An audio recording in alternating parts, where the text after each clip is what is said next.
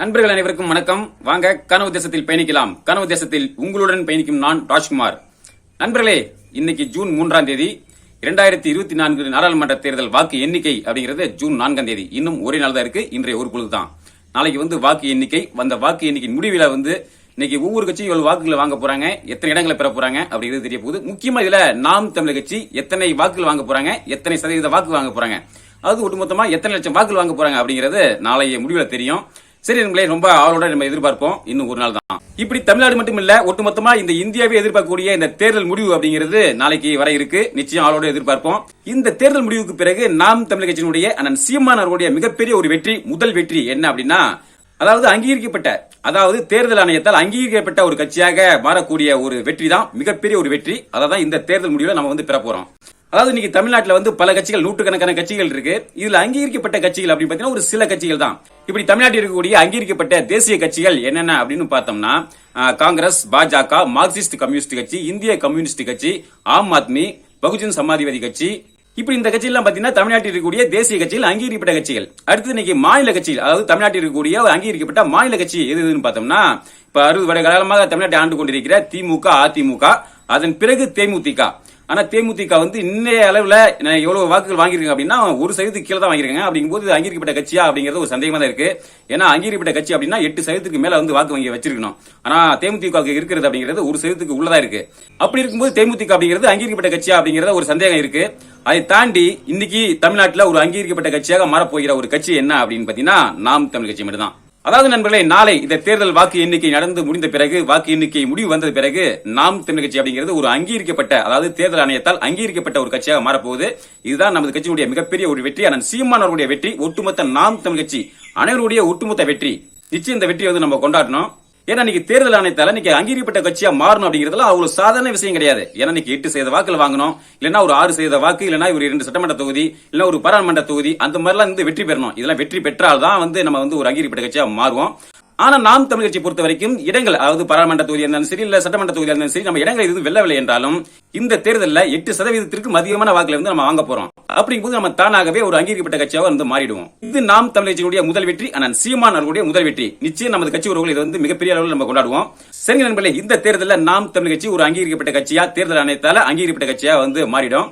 இதன் பிறகு நமது கட்சி உறவுகள்கிட்ட இருக்கக்கூடிய ஒரு மிகப்பெரிய ஒரு கேள்வி என்ன அப்படின்னா, அடுத்து வரப்போகிற எந்த தேர்தலாக இருந்தாலும் சரி, முக்கியமா இடைத்தேர்தலாக இருந்தாலும் சரி, அல்ல அடுத்து 2026 சட்டமன்ற தேர்தல் இருந்தாலும் சரி, அந்த தேர்தலில் நாம் தமிழ் கட்சி எந்த சின்னத்துல போட்டிடுவாங்க அப்படிங்கிற ஒரு கேள்வி இருக்கு. அதாவது ஏற்கனவே இருந்த விவசாய சின்னத்தை அதை பெற்று அந்த சின்னத்தில் நம்ம போட்டிடலாமா, இல்ல நம்ம எந்த சின்னத்தை வைத்து நம்ம இந்த அங்கீகரிக்கப்பட்ட கட்சியா மாறணுமோ அந்த சின்னத்தில் தான் போட்டிட முடியுமா அப்படிங்கிற ஒரு கேள்வி அப்படிங்கிறது இருக்கு. அதற்கான தெளிவான ஒரு முடிவு, எந்த ஒரு விளக்கமும் நமக்கு தெரிய வரல. நிச்சயம் அந்த தேர்தல் முடிவுக்கு அப்புறம் அதை பற்றி விவாதங்கள் வரும். அப்படிங்கும்போது இது என்ன நிலைப்பாடு, இல்ல அந்த சின்னத்தை நமக்கு விரும்பிய சின்னத்தை பெறலாமா, இல்ல இந்த சின்னத்தை வைத்து தான் நம்ம போட்டிட முடியுமா அப்படிங்கறத நம்ம நிச்சயம் அந்த முடிவு தெரியும். அதை நம்ம பார்ப்போம். எது எப்படி நண்பர்களே, இந்த தேர்தல் முடிவு வந்த பிறகு நாம் தமிழ் கட்சி ஒரு அங்கீகரிக்கப்பட்ட கட்சியாக மாறிய பிறகு நிச்சயம் இந்த இருபெரும் திராவிட கட்சிகள் நாம் தமிழ் கட்சியை கண்டு நிச்சயம் மிகப்பெரிய அளவில் பயப்பட போறாங்க. இப்பெல்லாம் பாத்தீங்கன்னா நாம் தமிழ் கட்சியை பற்றி இந்த திமுக, அதிமுக இரண்டு கட்சியுமே விமர்சிக்கிறது இல்ல, அண்ணன் சீமானையும் விமர்சிக்க கிடையாது. அண்ணன் சீமான் அவர்களை பொறுத்த வரைக்கும் திமுகவையும் அதிமுகவையும் இரண்டு தரப்பையும் எந்த ஒரு பாரபட்சமும் இல்லாம இன்னைக்கு வெளுத்து வாங்கிட்டு இருக்காரு, கிழிச்சு தொங்க விட்டு இருக்காரு. ஆனா அந்த 2 பேரும் நாம் தமிழ் கட்சியும் சீமானையும் எந்த ஒரு காரணமும் கொண்டும் வாயை திறக்கிறது கிடையாது. ஏன்னா நாம் தமிழ் கட்சி பேசினா, சீமானை பற்றி பேசினா வளர்ந்துருவாரு அப்படிங்கிற மாதிரி பண்றாங்க. இதுல ஐயா ரவீந்திரன் துரைசாமி அவர்கள் சொல்லுவாங்க, இந்த 2 பேரு கட்சிகளுமே நாம் தமிழ் கட்சியும் சீமானையும் பேரை உச்சரிக்காம கில்லிங் இன் சைலன்ஸ் பண்றாங்க. இதன் மூலமா சீமானை வீழ்த்தி விடலாம் அப்படிங்கிற மாதிரி நினைக்கிறாங்க. ஆனா இந்த தேர்தல் முடிவுக்கு பிறகு, நாம் தமிழ் கட்சியுடைய இந்த வளர்ச்சிக்கு பிறகு, இனிமே அந்த 2 கட்சிகளும் நாம் தமிழ் கட்சியை பற்றியும் அந்த சீமானை பற்றியும் வாய் திறக்காம எதுவும் பேசாம இருக்க முடியாது. நிச்சயம் பேசிதான் ஆகணும், நிச்சயம் கருத்து சொல்லிதான் ஆகணும். அண்ணன் சீமான் அவர்கள் கேட்கக்கூடிய ஒவ்வொரு கேள்விக்கும் பதில் சொல்லிதான் ஆகணும். ஏன்னா இந்த தேர்தல் முடிவுக்கு பிறகு நாம் தமிழ் கட்சி அப்படிங்கிறது இன்னைக்கு இந்திய அளவுல ஒரு திரும்பி பார்க்கக்கூடிய ஒரு கட்சியாக மாறிடும். அது மட்டும் இல்லாம இந்த தேர்தல் முடிவுக்கு பிறகு நாம் தமிழ் கட்சி பல ஊடகங்களும் இன்னைக்கு இடிப்பு செய்யறாங்க, அதாவது காட்ட மறுக்கிறாங்க. இந்த தேர்தல் முடிவுக்கு பிறகு நாம் தமிழ் கட்சியை பற்றி பேசியாகணும், அந்த சீமான் அவர்களை பற்றி பேசியாகணும். இது மிகப்பெரிய ஒரு விவாத பொருளாக மாறும். நிச்சயம் மக்களிடத்துல நாம் தமிழ் கட்சி அப்படிங்கிறது ஒரு முக்கிய ஒரு கவனத்தை ஈர்க்கும். அப்படி இருக்கும்போது இந்த ஊடகங்களாக இருந்தாலும் சரி, இல்ல இந்த 2 திராவிட கட்சிகள் இருந்தாலும் சரி, எந்த கட்சியாக இருந்தாலும் சரி, நாம் தமிழ் கட்சிக்கும் அந்த சீமானுக்கும் பதில் சொல்லியே ஆகணும். கேட்கிற கேள்விக்கு பதில் சொல்லியே ஆகணும். இல்லன்னா நிச்சயம் மக்கள் கேள்வி கேட்பாங்க. நிச்சயம் இந்த 2 பேரும் கட்சியிலேயே மக்கள் சந்தேகப்படுவாங்க, கேள்வி எழுப்புவாங்க. நிச்சயம் இது நடக்கும். சரிங்க நண்பர்களே, இந்த வாக்கு எண்ணிக்கை அப்படிங்கிறது நாளைக்கு நடக்கட்டும். இந்த முடிவு தெரியட்டும். நிச்சயம் அந்த வெற்றியை நம்ம கொண்டாடுவோம். அதே சமயத்துல நமது கட்சி உறவுகள் ஒவ்வொருத்தரும் அவரவர்கள் சார்ந்த அந்த பகுதியில, அந்த வாக்குச்சாவடியில நாம் தமிழ் கட்சி எத்தனை வாக்குகள் வாங்குறாங்க அப்படிங்கறத நிச்சயம் குறிப்பு எடுத்துக்கங்க. கடந்த 2021 தேர்தலில் எத்தனை வாக்குகள் வாங்கணும், இந்த தேர்தல் முடிவுல நம்ம எத்தனை வாக்குகள் வாங்குறோம் அப்படிங்கிற ஒரு ஒப்பீடையும் நம்ம பார்க்கணும். இந்த ஒரு ஒப்பீடை வைத்து தான் அடுத்து 2026 தேர்தலில் நம்ம எவ்வளவு வாக்குகள் வாங்கணும், வெற்றி பெறத்துக்கு எத்தனை வாக்குகள் வேணும், எத்தனை சதவீத வாக்குகள் வேணும் அப்படிங்கறதெல்லாம் நம்ம ஒரு கணக்கீடு செய்ய முடியும். அதன் பிறகு அதற்காக நம்ம எந்த அளவுக்கு களத்துல திட்டமிடணும், வியூகங்களை அமைக்கணும், களத்துல செயல்படணும் அப்படிங்கறதெல்லாம் நம்ம திட்டமிட்டு செயல்படுத்த முடியும். அதனால நம்ம கட்சி உறவுகள் நிச்சயம் உங்களுடைய பகுதியில் சார்ந்த அந்த வாக்குச்சாவடியில் எத்தனை வாக்குகள் அப்படிங்கறத நிச்சயம் அவசியம் குறிப்பிட்டு வைங்க. சும்மா ஒரு நோட்டில் குறிப்பிட்டு வச்சீங்க. ஒவ்வொரு வாக்குச்சாவடியிலும் நாம் தமிழ் கட்சி எத்தனை வாக்குகள் வாங்குறாங்க அப்படிங்கறத ஒரு குறிப்பெடுத்து வச்சுக்குவோம்.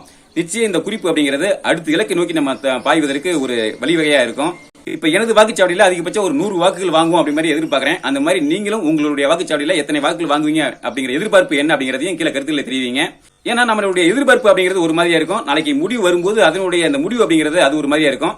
இன்று நம்மளுடைய எதிர்பார்ப்பு என்ன, நாளை வரக்கூடிய முடிவு என்ன அப்படிங்கறதையும் நம்ம ஒப்பிட்டு பார்ப்போம்.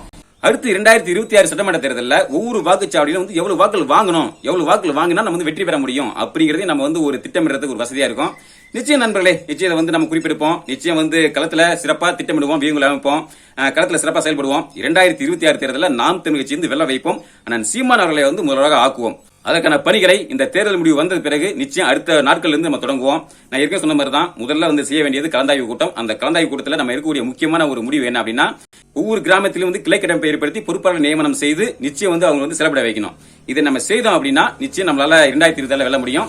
அதோட இன்னொரு விடயத்தை நம்ம முக்கியமா செய்யணும். ஏற்கனவே திமுக அதிமுக அப்படிங்கிற கட்சி கிராம அளவில் கிளை கட்டமைப்பு அளவில் ரொம்ப வலுவா இருக்காங்க. அந்த கட்டமைப்பையும் நம்ம உடைத்து தகர்க்க வேண்டும். அதை தகர்த்து தான் நமது கட்டமைப்பை வலுப்படுத்தணும். நிச்சயம் இதை எப்படி செய்யணும், இதுக்கு எப்படி திட்டமிடணும் அப்படிங்கறதெல்லாம் வரும் நாட்களில் காணொலியில் நிச்சயம் பேசுவோம். அதனால நமது கனவு தேச மொழியில் நமது நண்பர்கள் தொடர்ந்து இணைந்திருங்க. இதை பற்றி நம்ம அதிகம் விவாதிப்போம், களத்தை செயல்படுத்துவோம். அதனால நமது கனவு தேச மொழியை தொடர்ந்து பார்க்கக்கூடிய நமது கட்சி உறவுகள் நண்பர்கள் தொடர்ந்து கனவு தேச மொழியோடு இணைந்திருங்கள். சரி நண்பர்களே, இந்த தருணத்தில் இந்த தகவலை உங்களோடு பகிர்ந்து கொள்ள இந்த காணொலி. மீண்டும் அடுத்த ஒரு காணொலி சந்திப்போம். நன்றி, வணக்கம்.